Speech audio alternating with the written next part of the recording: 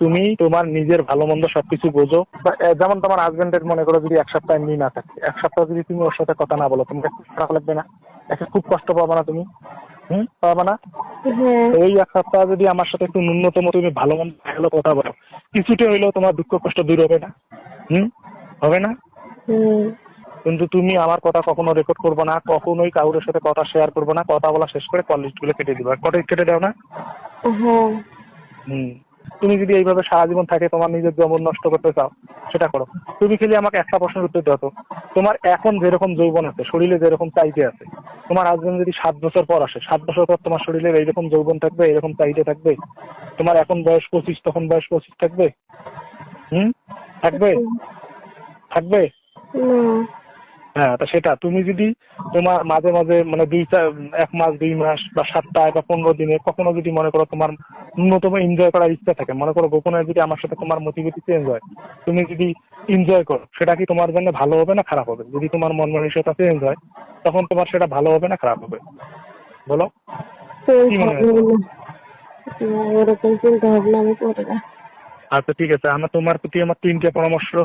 একটা আছে, যেভাবে কষ্ট হোক যেটা হোক খাওয়া দাওয়াটা ভালো করে করো, রূপচর্চাটা ঠিক মতো করো, আর নিজের নিয়ে ভাবো, বুঝছো? নিজের ভালো নিজেকেই বুঝতে হয়। এই যে তুমি এত কষ্ট করে থাকতেছো, একটা লোক তোমাদের সাথে বাটপাড়ি করলো, এই যে তোমার নিজের যৌবন নষ্ট হয়ে যাচ্ছে, কোনো কিছু নেই। ওই জন্য নিজেরে ঠিক রাখার জন্য সমাজকে গোপন রেখে নিজের যতটুক ভালো, নিজের যতটুকু করা যায় এতটুকু করতে হবে। তোমার যৌবন নষ্ট হইলেও কারো কিছু যায় আসে না, তুমি মারা গেলেও কিছু যায় আসে না, তুমি বুড়ি হলেও কিছু যায় আসে না। তুমি যদি কখনো মনে করো যে না ভাইয়ের সাথে আমি সময় কাটাইতে পারো, যদি মনে করো ভাইয়ের সাথে কথা বলি শুধু বলতে পারো, যদি মনে করো যে না ভাইয়ের সাথে এমনিতে পাশে নিয়ে হালকা মেসেজিং এটার মধ্যে রাখি থাকতে পারো। আমি কি কথা ক্লিয়ার বোঝাইতে পেরেছি?